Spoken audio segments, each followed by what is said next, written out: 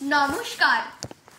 ৮ই March আন্তর্জাতিক নারী দিবস উপলক্ষে কবি সৌম্যকান্তি চক্রবর্তীর লেখা কবিতা হে নারী।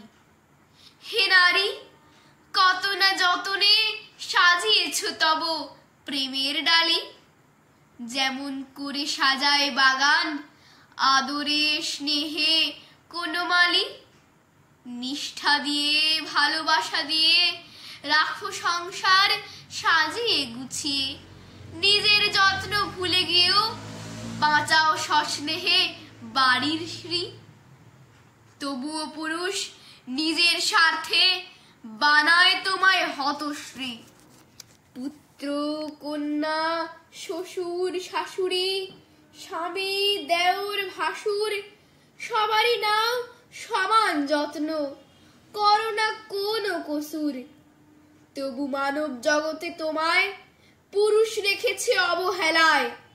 তোমাদের তাই জাগতে হবে, সবার আগে থাকতে হবে। মহান তোমরা, সইবে কেন পুরুষ জাতির অত্যাচার?